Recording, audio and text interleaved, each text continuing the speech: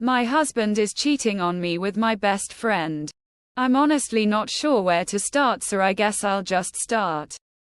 My husband and I have been dating since I was 19 and he was 22. We've been married for 6 years now. We have 2 kids and I'm 6 months pregnant with our third.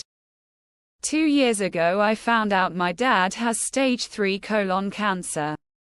My dad is my only parent as my mom passed away when I was 12.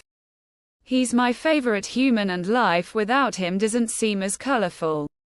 His laugh is contagious and he gives these big bear hugs that seem to make all of your broken pieces feel like they're perfectly in place again.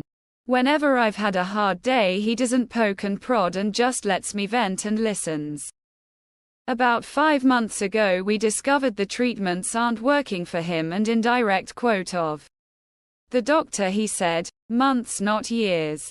Since then he's gotten progressively worse and now is losing memory. He looked at the dog he got for me on my 21st birthday and said, "Wow, that's a nice dog. Where do you get it?" Quote, "My husband has been my absolute rock. He has been there for me, holding my hand and helping me through this. He's been so loving and attentive to both my kids and I. Don't get me wrong. I am a mother first always. I don't allow myself to wallow.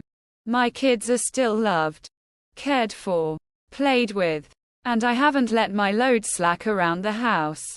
Once my dad got his updated prognosis, my husband encouraged me to quit my job.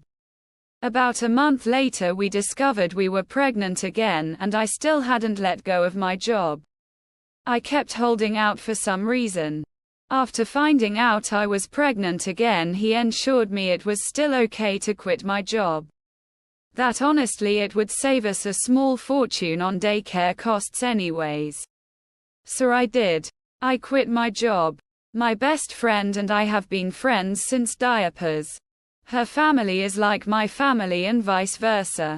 My mom and her mom grew up together. We've always been solid, and right after my dad's appointment when we found out he had so little time left, I drove straight to her house and she held me while I cried for hours. If there are soulmates in friend form, she was mine.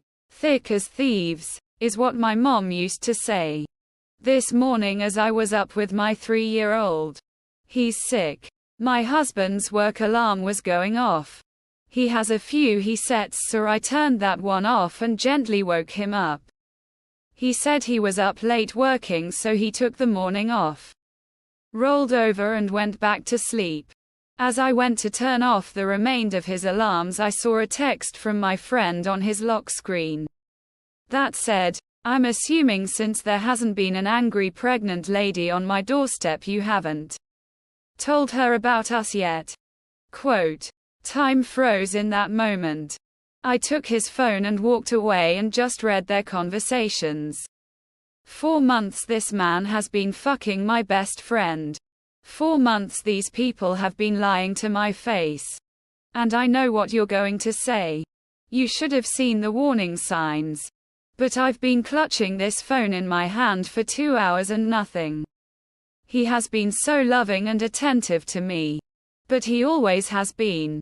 So kind and gentle. There has been no late night work nights except for once in a blue moon. There has been no lingering touches between them or even glances. They act as they have since the day I first introduced them. How sick is it that she calls him her brother but she screws him? I know so many people get a moment of clarity in situations like this, but I have none. Aside from being sad about my dad, I haven't changed. I'm still a loving wife and mother.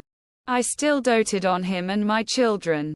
I talk to him about how he is doing and how was his day every freaking day. I haven't allowed the ground to swallow me whole. I know what I have to do now. But I just don't want to. I'm about to lose my family and my support system in one blow. I'll confront him tomorrow. Today I just need this last 24 hours of peace. As for her, I won't give her the satisfaction of a response. I don't care why she did it.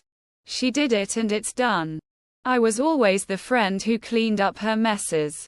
After today I will cut her out of my life like she never mattered at all. This has to be the hardest storm I'll ever weather. But damn it, I know it'll sail through it. If not for me, for my children.